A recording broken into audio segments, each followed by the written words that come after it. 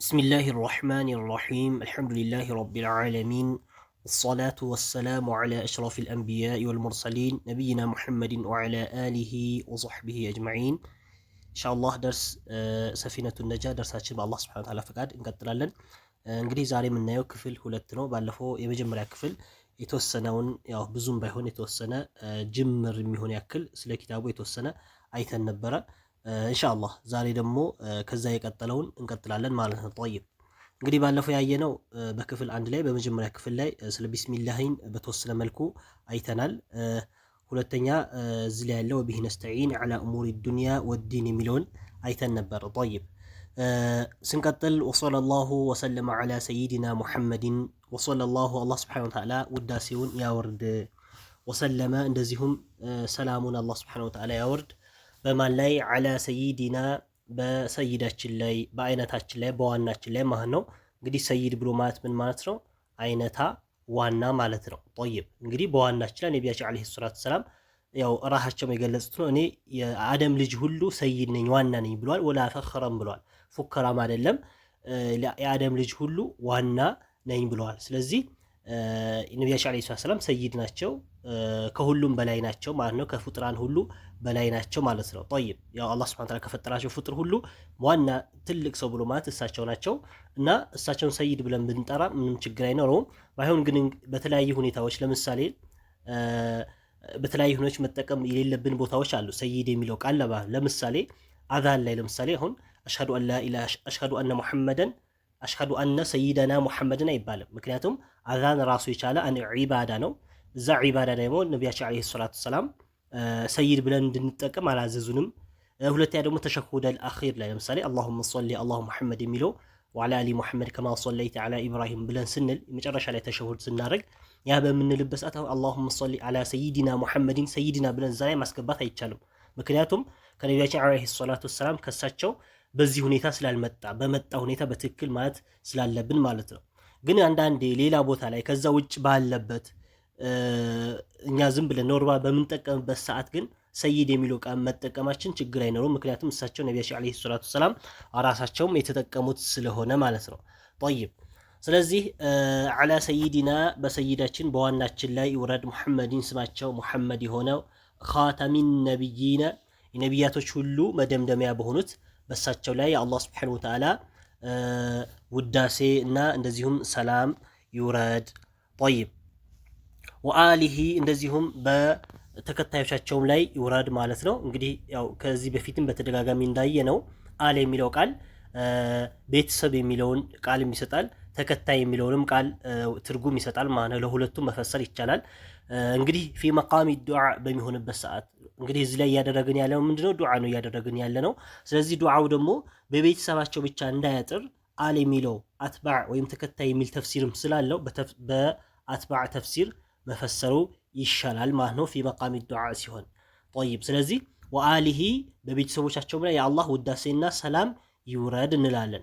ወሶሕቢሂ እንደዚሁም በሰሓቦቻቸውም ላይ በባልደረቦቻቸውም ላይ የአላህ Subhanahu Wa Ta'ala ውዳሴና ሰላም ይውረድ።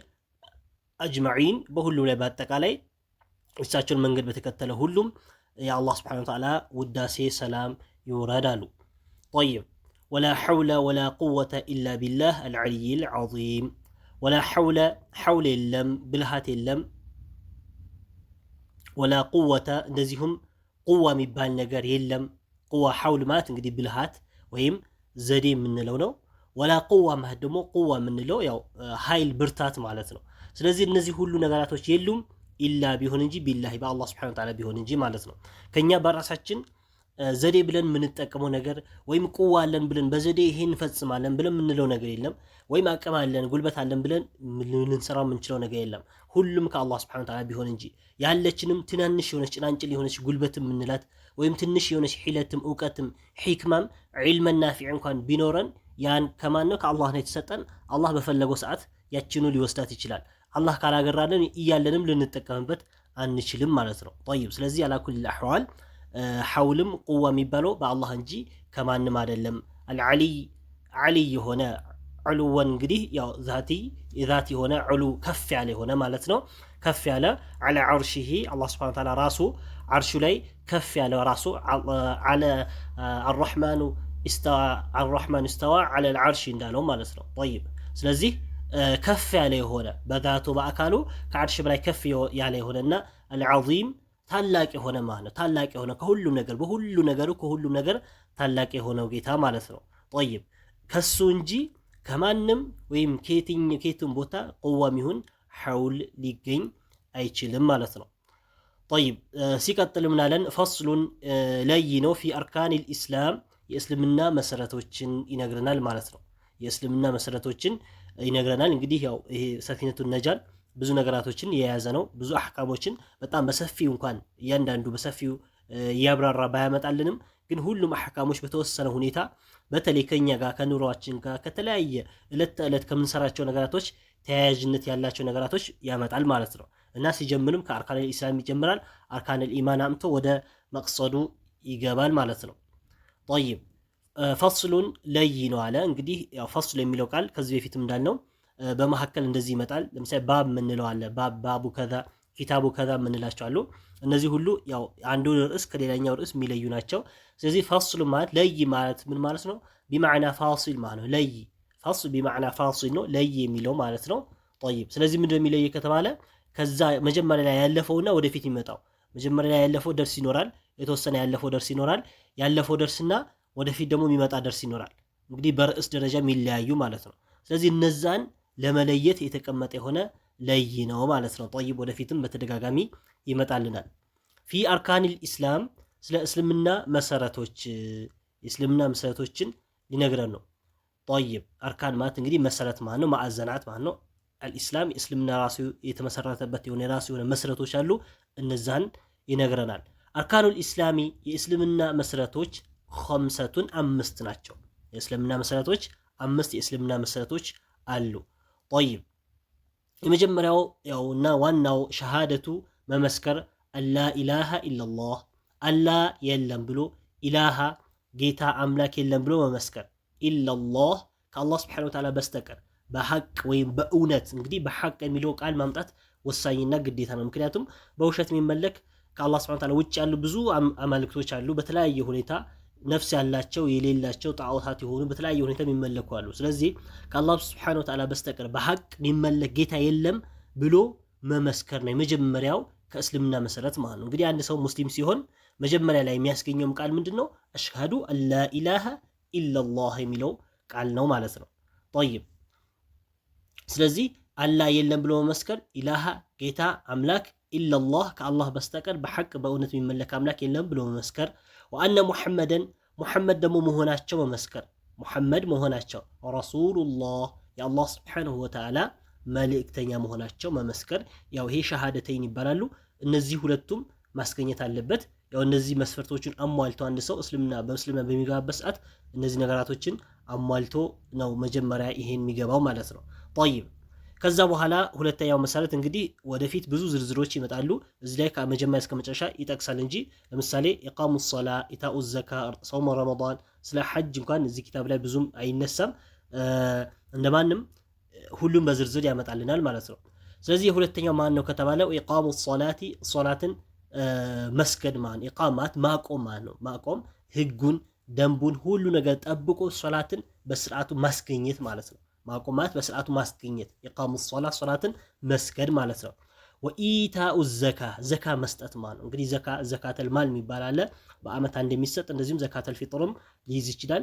እንደማንም ዘካ መስጠት ያው በብዙ ጊዜ የሚታወቀው ዘካተል ፊጥር ያው ከረመዳን መጨረሻ ላይ የሚሰጥ ነው። ዘካተል ማል ደግሞ ያው ገንዘብ ኒሷቡን የደረሰበት ሰው የሚሰጠው ነው። ኢንሻአላህ ወደፊት ዝርዝሩን ይመጣልናል ማለት ነው። ስለዚህ እንደማንም ሶስተኛው ከእስልምና መሰረት ማን ነው? ዘካ መስጠት። አራተኛው ወሰውሙ ረመዳን የረመዳን ወር መጾም ማለት ነው። የረመዳን ወር በአመት አንድ ወርን ጠብቆ ያለምንም ማቋረጥ በምንም ሊተኩ ማይችሉ 30 ቀናቶች ወይም አላህ Subhanahu Wa Ta'ala የሰጠን ወይም 29 ቀናቶችን እነሱን በአመት አንዴ መጾም ማለት ነው። ይሄም ከእስልምና መሰረት ነው። ወሐጁል በይቲ ወሐጁል በይቲ የአላህ Subhanahu Wa Ta'ala ቤት ደግሞ መጎብኘት ሐጅ ማድረግ መጎብኘት መን ኢስተጣዐ የቻለ ሰው ኢለይሂ ወደሱ ወደ ማን ወደ አላህ Subhanahu Wa Ta'ala ቤት የቻለ ምን ሰቢለን መንገድን የቻለ ማለት ምንድነው? የመንገዱን ጣጣ ማለት ነው። መንገዱ እንግዲህ ዝም ብሎ አይኬድም። የትኛውም ሰው ሰፈር በሚወጣበት ሰዓት ዛሬ ላይ እንግዲህ በበረራ በተለያየ ሁኔታ ይደረጋል። ከዚህ በፊት በነቢያችን ዓለይሂ ሰላቱ ወሰላም ጊዜ ደግሞ የሚኬደው በግመል በተለያየ ነገር በእግራቸው የሚሄዱበት ሁኔታ ይኖር ነበር። ስለዚህ እንደማንም ስንቅ ኖሮት ሄዶ ደርሶ የሚመጣበት ስንቅ፣ ሁለተኛ ደርሶ በሚመጣበት ሰዓት ቤተሰቦቹ እዚህ ያሉ ቤተሰቦቹን የሚጠቀሙት በቂ የሆነ ነገር ካለው አንድ ሰው ሐጅ ማድረግ ይኖርበታል ማለት ነው። ስለዚህ አላኩል አህዋል የእስልምና መሰረቶች 5 የእስልምና መሰረቶችን ጠቀሰልን ማለት ነው። ጠይብ እንግዲህ እነዚህ የእስልምና መሰረቶች ያው በትክክል መሟላት አለባቸው። አንድ ሰው በሚችለው ልክ ለምሳሌ ሸሃደቱ አላ ኢላሃ ኢለላህ በመጀመሪያ አንድ ሰው ግዴታው ነው። ሸርጦቹ መስፈርቶቹ አሟልቶ ሶላትን መስገድ እንደዛው የሚተው አይደለም። ከዛ በኋላ ያሉት ግን እንደ አቅም ለምሳሌ ዘካ መስጠት እንደ አቅም ነው የሚሆነው። ጾም ረመዳንም እሱም እንደ ሁኔታው ነው። ያው እሱም በአመት አንዴ መጾም ግዴታ ነው። ምናልባት ግን ሙሳፊር የሆነ የታመመ የሆነ ሰው አላህ Subhanahu Wa Ta'ala አግርተውለታል በሌላ ጊዜ መጾም እንደሚችል ወደፊት ኢንሻአላህ ይመጣልና ወደ ኪታቡ መጨረሻ አካባቢ ሐጅም በዚህ አይነት ሁኔታ ይሆናል ማለት ነው። طيب ፈስሉን ለይ ነው አለ። ወደ ቀጣዩ ሄደልን ለይ ነው። طيب ማን ነው የሚለየው? አሁንም ያለፈውና ወደፊት ያለውን ደርስ የሚለይልን ማለት ነው። ፊ አርካኒል ኢማኒ ስለ ኢማን መሰረቶች የሚናገር የሆነ ለይ ነው ማለት ነው። ስለ ኢማን መሰረቶች የኢማን መሰረቶች ስንት ናቸው የሚለው ወደፊት ያመጣልናል። አርካኑል ኢማን የኢማን መሰረቶች ሲተቱን 6 ናቸው። እንግዲህ የኢማን መሰረቶች ኢማን ማለት እንግዲህ ቀልብ ላይ ማመን ማለት ነው። ቀልብ ላይ እስልምና አንድ ሰው ሙስሊም ሊሆን ይችላል። ያው ሙስሊም በዛሂር የሚገለጽ ነገር ነው። ኢማን ግን ያው በውስጣዊ የሆነ ነገር ነው። መቼም አንድ ሰው ሙስሊም ሲሆን ሁለቱንም ይዞ ነው። ኢማኑም ማለት ልቡም ላይ አምኖ ከዛ በኋላ ደግሞ ወደ እንትን መጥቶ ማለት ነው። ያው የተወሰነ የራሳቸው የሆነ ፈርቅ ይኖራል። እንደማንም የኢማን መሰረቶች ወይም ልናምንባቸው የሚገቡ ነገራቶች አሉ። ልናምንባቸው የሚገቡ የሚጠቀሱልን ወደፊት የሚመጡ 6 ነገራቶች አሉ። እነሱን ይነግረናል ማለት ነው። طيب የመጀመሪያው ማን ነው ከተባለ አንቱእሚነ ቢላህ በአላህ Subhanahu Wa Ta'ala ማመን አለበት። ያው ሸሃደቱ አላ ኢላሃ ኢለላህ አንድ ሰው ለምሳሌ ሸሃደቱ አላ ኢላሃ ኢለላህ በሚልበት ሰዓት ከአላህ በስተቀር በሐቅ የሚመለክ አምላክ የሌለ መሆኑን መጀመሪያ ያውቃል። ይሄ ዕውቀት አልነበረውም። ዕውቀቱ ይኖረዋል፣ ይደርሰዋል። ከደረሰው በኋላ ደግሞ ምን ያደርግበታል? ያምንበታል ማለት አንቱእሚነ ቢላህ በቀልቡ ያምንበታል። ከዛ በኋላ ደግሞ እንደገና ምን ሊያደርግ ነው? በምላሱ ሲናገር ደግሞ ያው ለሌላ ሰው ግልጽ አደረገ ማለት ነው። ኢማኑ ለሌላ ሰው ለሙስሊሞች ግልጽ አደረገ፣ ከሙስሊሞች መሆኑን አወጀ ማለት ነው። ስለዚህ አንድ ሰው በቀልቡ ውስጥ ምን መያዝ አለበት? ኢማን ቢላህ ሊኖር ይገባል ማለት ነው። ኢማን ቢላህ ምናልባት በምላሱ ብሎት ዕውቀቱ ስላለው ከአላህ በስተቀር በሐቅ የሚመለክ አምላክ የሌለ መሆኑን ስላወቀ እርግጠኛ የሆነ ትክክለኛ ዕውቀት ስላለው ዒልመል የቂን ስላለው አይጠቅመውም። ዒልመል የቂን ኖሮቱም በምላሱ ብቻ ማለቱ አይጠቅመውም። የሚጠቅመው ምንድነው? ትልቁ እነዛም እንዳሉ ሆኖ ኢማን ቢላህ በአላህ ማመን ግዴታ ያስፈልገዋል ማለት ነው። طيب ስለዚህ አንድ ሰው ከኢማን መሰረቶች የመጀመሪያው በአላህ ማመን ነው። ሁለተኛው ወመላኢከቲ በአላህ Subhanahu Wa Ta'ala መላኢኮችም ማመን አላህ Subhanahu Wa Ta'ala የፈጠራቸው የሆኑ መላኢኮች አሉ። ስለዚህ በእነሱም ማመን ማለት ነው። እንግዲህ በእነሱ ማመን ብሎ ማለት ምንድነው? እነሱ የአላህ Subhanahu Wa Ta'ala ባሪያዎች ናቸው። አላህ ፈጥሯቸዋል። አፈጣጠራቸውም ከሰው ልጅ አፈጣጠር ለየት ይላሉ። ሁለተኛ ደግሞ አኗኗራቸውም እንደኛ አይደሉም። እንደ ሰዎች ወይም ሸህዋ ስሜት ተረክቦባቸው በተለያየ አይደለም። ላ ያዕሱነ አላህ ማ አመረሁም ወየፍዐሉነ ማ ዩእመሩን ብሎ አላህ የገለጻቸው ናቸው። ዩሰቢሑነ ሌይል ወነሃረ ወሁም ላ የፍቱሩን ያላቸው ናቸው። መቼም ሌሊቱን ቀኑንም ሁሌም አላህን የሚያወድሱ ለአላህ የሚሰግዱ ማያቋርጡና የማይደክሙ ለአላህ ሱብሓነሁ ወተዓላ ትእዛዝ በጣም ታዛዥና ላ ያዕሱነ አላህ ማ አመረሁም ያላቸው አላህ ያዘዛቸውን ነገር መቼም ምን ማያደርጉ ማያምፁ የሆኑ የአላህ ታዛዥ የሆኑ መላኢኮች እንዳሉት በእነዚህ መላኢኮች ማመን ማለት ነው። طيب ወኩቱቢሂ እንግዲህ መላኢካ ሲባል ያው በቁርአን የተጠቀሰልን በሐዲስ የተጠቀሱ በስም ዝርዝራቸው የተጠቀሱ አሉ፣ እንደ ቁጥርም የተጠቀሱ አሉ። አላ ኩል አህዋል እኛ የምናቃቸው ማናቃቸውም አሉ። አጠቃላይ ሁሉም የአላህ ባሪያ መሆናቸውን መቀበል ማለት ነው። ወኩቱቢሂ በአላህ Subhanahu Wa Ta'ala መጽሐፎች ማመን አላህ Subhanahu Wa Ta'ala ያወረዳቸው መጽሐፎች አሉ። እንግዲህ በዋናነት አሁን ላይ እኛ የምንሰራበት መጽሐፍና ምንም ሸክ የሌለው የኛ መመሪያ ቁርአን አላህ Subhanahu Wa Ta'ala ሚን ሰብዒ ሰማዋት በጅብሪል አማካኝነት ወደ ነቢያችን አለይሂ ሰላቱ ወሰላም ያወረደው የአላህ Subhanahu Wa Ta'ala ንግግር የሆነው የአላህ ባህሪዎቹ ስሞቹ ሁሉ ነገር የያዘልን የሆነ የሚጠቅስልን የሆነ ቁርአን በዚህ ማመን። ሌሎቹ ደግሞ ከዛ በፊት የነበሩ መጽሐፎች አሉ። እነ ለምሳሌ ዘቡር አለ፣ ዘቡር ለዳውድ የተሰጠ ኢንጂል አለ፣ ተውራት አለ፣ ተውራት ለሙሳ፣ ኢንጂል ለዒሳ፣ ሱሑፍ ኢብራሂም የምንላቸው አሉ። በእነዚህ ሁሉ ማመን ማለት ነው። ጠይብ እነዚህ ሁሉ ከአላህ ስብሐነሁ ወተዓላ ዘንድ የመጡ መሆናቸው ማለት ነው። ዛሬ ላይ እንግዲህ አንድ ሰው ከአህለል ኪታብ የሆነ ነገር ቢመጣልን ወይም እነዛን የኛ ሸሪዓ የሚገጥም ነገር ከሆነ ምንድነው እንቀበለዋለን ማለት ነው። ከአህለል ኪታብም ከየትኛውም ሸሪዓችን ማይጋጭ ነገር ከመጣ እንቀበለዋለን የነሱ ኪታብ ላይ ያለ ማለት ነው። ግን ምናልባት የኛን ኪታብ የሚቃረን ከሆነ አንቀበለውም ማለት ነው። የኛ ኪታብ ጋር ያልተገለጸ ከሆነ እንዳጠቃላይ እናምንበታለን። በእነሱ መጽሐፍ አላህ ሱብሓነሁ ወተዓላ ባወረዳቸው በኢንጂል፣ በተውራት፣ በዘቡር በእነዚህ ሁሉ እኛ እናምንባቸዋለን ከአላህ ሱብሓነሁ ወተዓላ ዘንድ የመጡ መሆናቸው ማለት ነው። ዛሬ ላይ ግን አሁን ላይ ግን ሓለን ግን በእነሱ አንሰራ። ምክንያቱም ተሕሪፍ ተደርገዋል። አላህ ሱብሓነሁ ወተዓላ በቁርአን ግልጽ አድርጎ ነግሮናል። ዩሐሪፉነ አልከሊመ ዐን መዋዲዒሂ ብሎናል።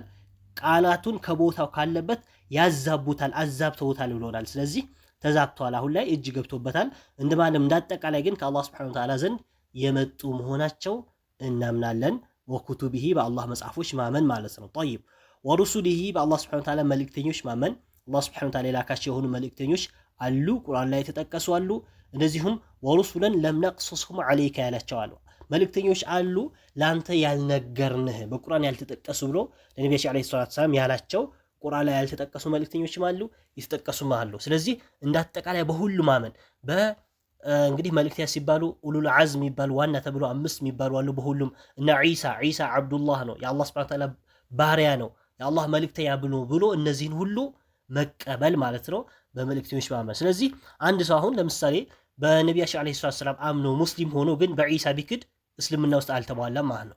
ወይም በመጽሐፎቹ ተውራት፣ ኢንጂል፣ ዘቡር ምንላቸው እነዚህ መጽሐፎች ከአላህ ዘንድ የመጡ አይደሉም ብሎ መካድ የለበት፣ ማመን አለበት ግዴታ ኢማኑ ሙሉ ሊሆን ዘንዳ ማለት ነው። ጠይብ ሌላኛው ወቢል የውሚል በቀን ማመን አልአኺሪ በመጨረሻው ቀን ማለት ነው። ያው መጨረሻው ቀን ምንለው ቂያማ ማለት ነው። የቂያማ ቀን ቂያማ እንዳለ እያንዳንዱ ሰው ዛሬ አዱንያ ላይ ነዋሪ አይደለም። ሁሉም ሰው ሞቶ ወደ አላህ ሱብሓነሁ ወተዓላ የሚሄድበትና ከቀብር ተቀስቅሶ ሒሳብ የሚደረግበት እንዳለ እያንዳንዱ ሙስሊም የሆነ ሁሉ ማመን አለበት ማለት ነው። በዚህ ካላመነ አሁንም ምን አልመጣም፣ ኢማኑ ገና አልተገኘም ማለት ነው። ኢማኑ መገኘት አለበት። ኢማኑ የሚገኝ መቼ ነው? በመጨረሻው ቀን በሚያምንበት ሰዓት ማመን ግዴታ ነው ማለት ነው። ጠይብ ሌላኛው ወቢል ቀደሪ በአላህ ሱብሓነሁ ወተዓላ ቀደሮች ማመን። በአላህ ቀደሮች ማመን ማለት ቀደር ማለት ውሳኔ ማለት ነው። አላህ ሱብሓነሁ ወተዓላ የወሰናቸው ውሳኔዎች ኸይሪሂ እነዛ ውሳኔዎች መልካም ቢሆኑም ማለት ነው። እንግዲህ ለኛ በኩል ወደኛ ሲመጡ ለኛ መልካም ሆኖ ቢታዩንም ወሸርሂ ሸርም ቢሆኑ መጥፎ ሆኖ ቢታዩልን ማለት ነው። እንግዲህ ከአላህ ሱብሓነሁ ወተዓላ ዘንድ ሲመጡ ሁላቸውም አላህ ሁሉ የሚሰራቸው ነገራቶች ሁሉ ኸይር ናቸው። ግን ወደኛ ሲመጡ እኛ ከኛ ጦብዒ ጋር ከኛ ተፈጥሮ ጋር ከኛ ፍላጎት ጋር ከተለያየ ነገር ጋር ካለ መግጠሙና እንደዚሁም ከአላህ ሱብሓነሁ ወተዓላ መልካም ከመሆናቸው ጋር ግን ወደኛ ሲመጡ ከአላህ ሱብሓነሁ ወተዓላ ለፈተና ስለሚመጡ እነዛ ነገራቶች ለኛ በኩል ሸር አድርገን ልናያቸው እንችላለን። ስለዚህ ሸርነታቸው ከኛ በኩል ነው ማለት ነው። ስለዚህ መልካምም ይሁኑ መጥፎም ከኛ በኩል ሚነላህ ከአላህ መሆኑን ማመን ተዓላ ከፍ ካለው ከአላህ ሱብሓነሁ ወተዓላ መሆኑን ማመን ማለት ነው። ጠይብ ሲቀጥል ምናለን ፈስሉን ለይ ነው ፊ ማዕና ከሊመት ተውሒድ ፊ ማዕና አሁንም ፊ ማዕና ማለት ትርጉም የሚናገር ነው። ከሊመቲ የቃልን ትርጉም የምን ቃል አተውሒድ የተውሒድን ቃል ማለት ነው። ተውሒድ የምንለው እንግዲህ ማን ነው? አላህ ሱብሓነሁ ወተዓላ ኢፍራዱላሂ ቢልዒባዳ ኢፍራዱላህ ቢማ የኽተሱ ቢህ አላህ ሱብሓነሁ ወተዓላ እሱ በተለየበት ነገር እሱ በሚለይበት ነገር መለየት ማለት ነው። ስለዚህ ብቸኛ ማድረግ ማለት አላህን ብቸኛ ማድረግ ተውሒድ አላህን ብቸኛ ማድረግ። ስለዚህ ማዕነ ተውሒድ ወይም ከሊመት ማዕነ ተውሒድ የተውሒድን ቃል ምኑ ይነግረናል? ማዕናው ትርጉሙ ማለት ነው። እሱን ሚነግርን ፈስል ለይ ነው። ጠይብ ምን አለ? ወማዕና ትርጉም አለ ትርጓሜ ላኢላሃ ኢለላህ ያልነው ቅድም እዚህ ላይ ቃል በቃል የፈሰልነው የሆነ የእሱ የላኢላሃ ኢለላህ ትርጉሙ ምንድን ነው ከተባለ ላማዕቡደ ሚመለክ የለም ማለት ነው። ሚመለክ የለም ቅድም ምን ያልነው ነው? ላኢላሃ የሚለው የሚይዘው ማለት ነው። ሚመለክ የለም ማለት ነው። ጠይብ ሚመለክ የለም ቢሐቅን በእውነት ቅድም ምን ማስገባት አለብን ብለናል። ቢሐቅ የሚለው ቃል ማስገባት አለብን። ቢሐቅን በእውነት የሚመለክ የለም ፊል ውጁዲ በዚህ በውጁድ ዓለም ላይ በዚህ በግኝ በሆነው በዓለም ላይ የሚመለክ የለም ኢለላህ ከአላህ በስተቀር በሐቅ የሚመለክ የሆነ አምላክ የለም። ውጁድ የሚለው ቃል እንግዲህ ግኝ ዓለም ማለት ነው፣ በዚህ በዓለም ላይ ለማለት ነው። ውጁድ የሚለው ቃል ባይመጣም ችግር አልነበረውም። ይህን ሁሉ የተለየ ትርጉም አያመጣልንም። ላ መዕቡደ ቢሐቅን ኢለላህ ማለትም እንችላለን። ፊል ውጁዲ ማለቱም ያው የተለየ ትርጉም አያመጣም፣ የተለየ ትርጉም የሚያበላሽበት ሁኔታ አይኖረውም ማለት ነው። ጠይብ ስለዚህ እንደማንም በዚህ በግኝ ዓለሙ ላይ ምን የለም የሚመለክ የሆነ አምላክ የለም ብሎ ማመን ምን ተብሎ ይጠራል? ተውሂድ ተብሎ ወይም ከሊመተ ተውሂድ ላኢላሃ ኢለላህ ከሊመተ ተውሂድ ተብላ ትጠራለች ማለት ነው። ጠይብ ወደ ቀጣዩ ስንሄድ ወደ እንግዲህ ወደ ኪታቡ ወደ ዋናው ወደ ዓላማው እየገባልን ነው። ፈስሉን ለይ ነው ፊ ዓላማቲል ቡሉግ የቡሉግ ምልክቶች አለ። ፈስሉን ለይ ነው ፊ ዓላማት ማለት ምልክት ማለት ነው። ዓላማ ማለት ምልክት ማለት አልቡሉግ ማለት ደግሞ መድረስ ማለት ነው። የመድረስን ምልክቶች ማለት መድረስ ማለት የምን አንድ ሰው እንግዲህ ሙስሊም የሆነ ወንድም ሊሆን ይችላል፣ ሴትም ልትሆን ትችላለች። እስልምናዊ የሆኑ ግዴታዎች አሉ። እነዛ ግዴታዎች ሊመለከቱት ዘንዳ ከህፃነቱ ጀምሮ እንግዲህ ከተወለደበት ሰዓት ጀምሮ አይመለከቱትም። የሆነ ደረጃ ወይም የሆነ እድሜ ደረጃ ላይ ወይም በሆነ ደረጃ ሲደርስ እነዛ ግዴታዎች እያንዳንዱ ሙስሊም የሆነ ወንድም ሴትም ላይ ይመለከተዋል ማለት ነው። ጠይብ ስለዚህ እነዛ ምልክቶች ምንድናቸው ሊገልጽልን ነው። ዓላማቱል ቡሉግ የመድረስ ምልክቶች ሰላቱን ሶስት ናቸው። ሶስት ምልክቶች አሉ። አንድ ሰው እነዚህ ሶስት ምልክቶች ከተገኙበት የእስልምና ተካሊፎች ወይም የእስልምና ግዴታዎች ይመለከቱታል ማለት ነው። ጠይብ የመጀመሪያው ተማሙ መሙላት 15 ሰነተን 15 ዓመት መሙላት። ተማም ማለት መሙላት ማለት ነው። 15 15 ሰነተን 15 ዓመት እድሜው 15 ዓመት ከሆነው ከወንድም ከሴትም ፊ ዘከሪ አለ በወንድም ወልኡንሳ በሴትም በወንድም በሴትም እድሜው 15 ዓመቱ ከሞላው የእስልምና ተካሊፎች ምን ይሆንበታል? ይመለከቱታል። ምናልባት ወደፊት የሚጠቀሱ ሌሎች መስፈርቶች አሉ። እነዛ መስፈርቶች እንኳን ባይኖሩ ባይጠቀሱ ባይመጡልን ማለት ነው ወደፊት የሚጠቀሱ አሉ። እነዚህ እንኳን ባይኖሩም እድሜው ምን ከሆነ 15 ዓመቱ ከሆነ ምን ይሆናል? የእስልምና ግዴታዎች ይመለከቱታል፣ ወንድም ሴትም ማለት ነው። ጠይብ ሌላኛው ሁለተኛው ወልኢሕቲላሙ ኢሕቲላም ብሎ ማለት እንግዲህ ሲፈስሩት ያው መቀባጀር ይሉታል። ህልም ማየት ማለት ነው። ህልም ማየት ፊ ዘከሪ በወንድም ወልኡንሳ በሴትም ህልም ማየት ማለት መቀባጀር ማለት ዝም ብሎ ህልም ይሄም እኛ የምናየው ህልም ሳይሆን በኢሕቲላም መሆን ማለት በህልሙ የዘር ፈሳሽን አፍስሶ ማግኘት ማለት ወንድም ሊሆን ይችላል። በህልሙ ለመጀመሪያ ጊዜ ያ የዘር ፈሳሽ አፍሶ ካገኘ ከዛ ሰዓት ጀምሮ የእስልምና ግዴታዎች ምን ሆኖበታል? እሱን ይመለከታሉ ማለት ኢሕቲላም ከሆነ። ስለዚህ ኢሕቲላም ብሎ ማለት የዘር ፈሳሽን ማፍሰስ በህልም ማለት ነው። ፊ ዘከሪ በወንድም ወልኡንሳ በሴትም መቼ ባይሆን እድሜ ሊቲስዒ ሲኒን በ9 ዓመት ከ9 ዓመት ጀምሮ ማለት ነው።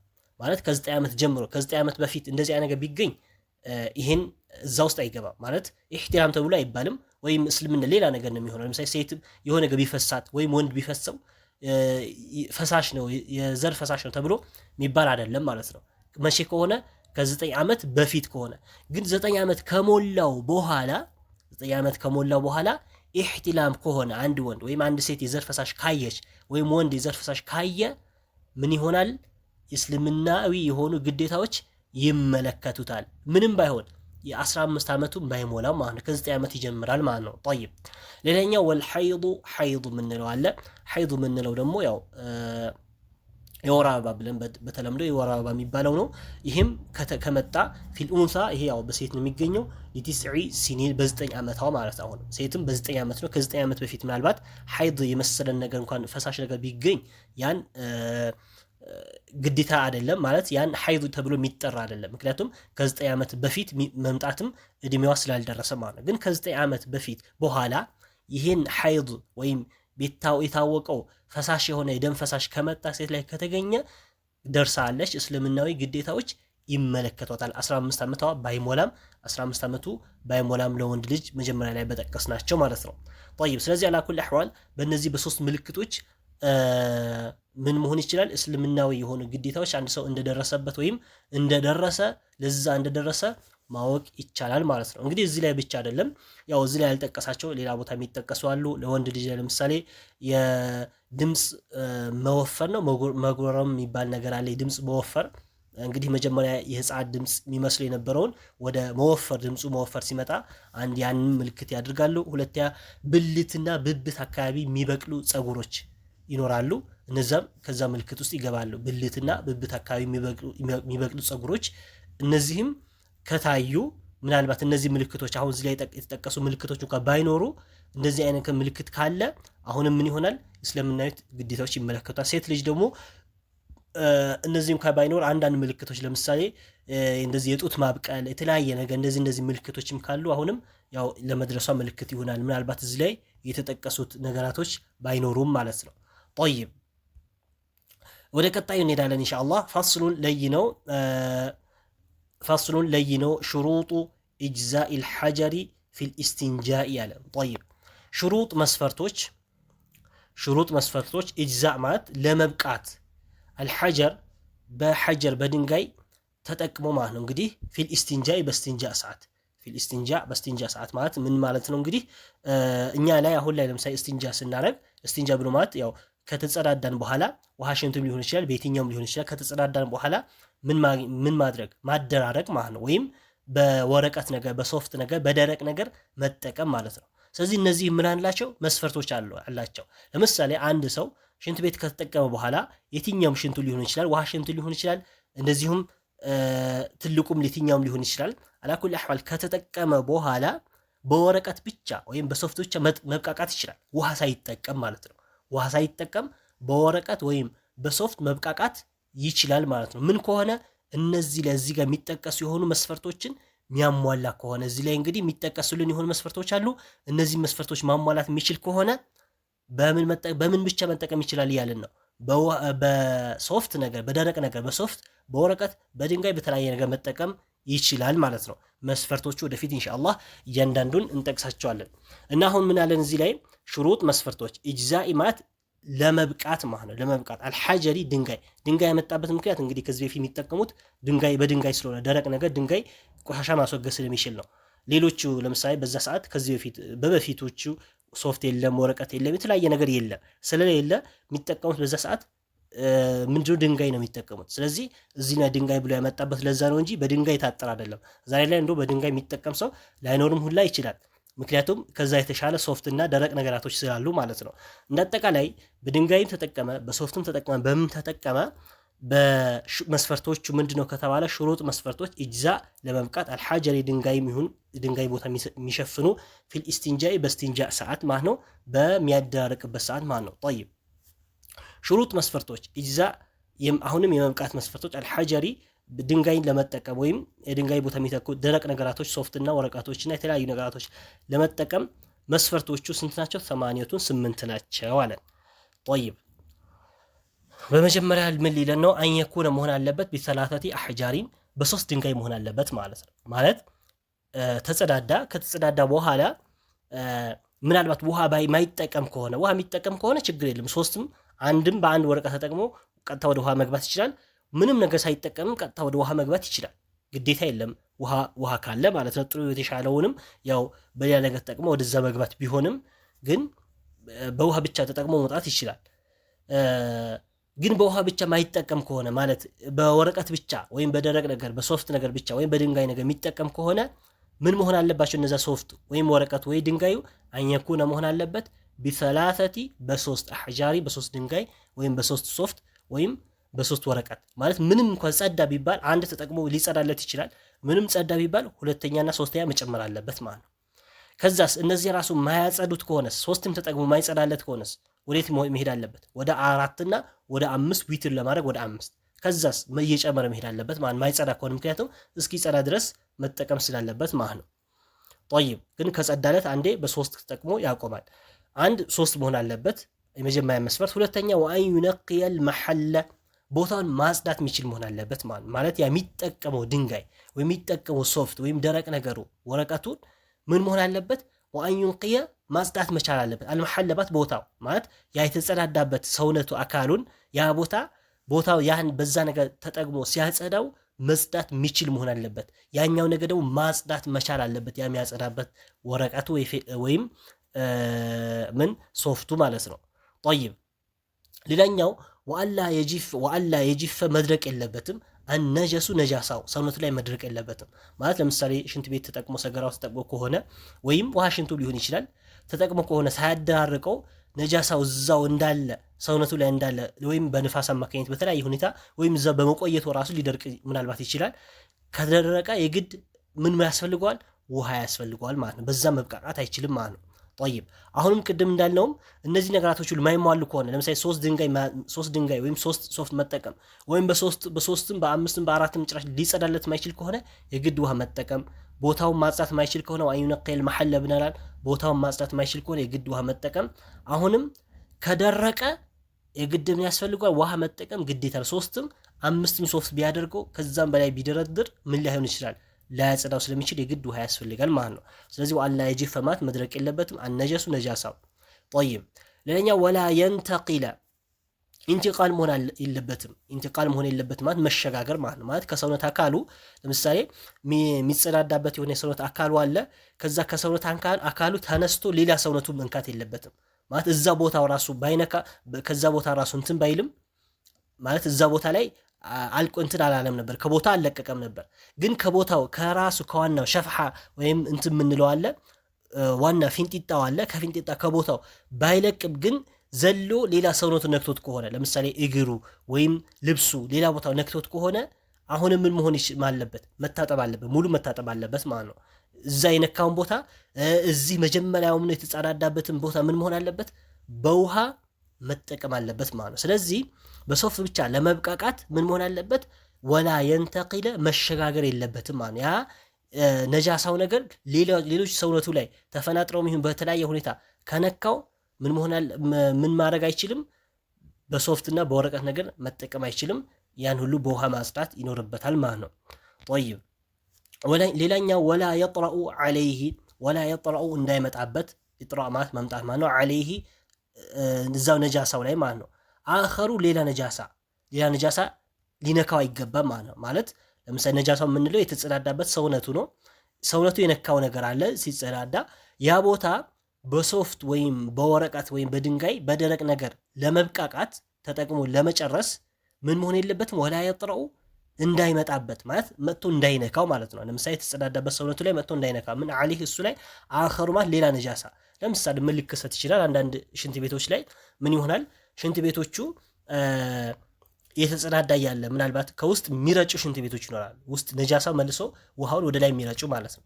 ስለዚህ ምናልባት ከውስጥ ያለ ተፈንጥሮ ወጥቶ የተጸዳዳበት አካሉ መጥቶ ሌላ ነጃሳ ከነካው ምን መሆን አለበት? የግድ በሶፍት መጠቀም አይችልም። በሶፍትና በወረቀት ብቻ ተጠቅሞ ማቆም አይችልም። የግድ ምን ያስፈልገዋል? በውሃ መጠቀም አለበት ማለት ነው።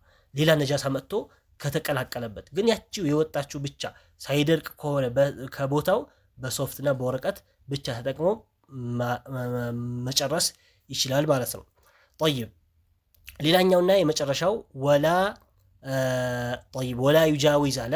ወላ የሚለው መጀመሪያ ላይ ነው ያለው። እዚህ ወላ ዩጃዊዘ ማለፍ የለበትም። ወላ ዩጃዊዘ ማለፍ የለበትም። ሶፍሐውን ማለፍ የለበትም ማለት ነው። ሶፍሐውን ማለፍ የለበትም ማለት ያው ሶፍሐ የምንለው የት ነው? ከብልቱ ዳር ማለት ነው። ዳር ካለው ማለት ነው። እንግዲህ ብልቱ አለ ራሱ የቻለ ብልቱ አለ። ከዛች ምን መሆን ያለበትም ማለፍ የለበትም ማለት ከብልቱ ማለፍ የለበት። ሶፍሐ የምንለው ዳር ዳሩ ነው። ምናልባት እንደዚህ ቢሆን ከዚህ አካባቢ ማለፍ የለበትም ማለት ነው።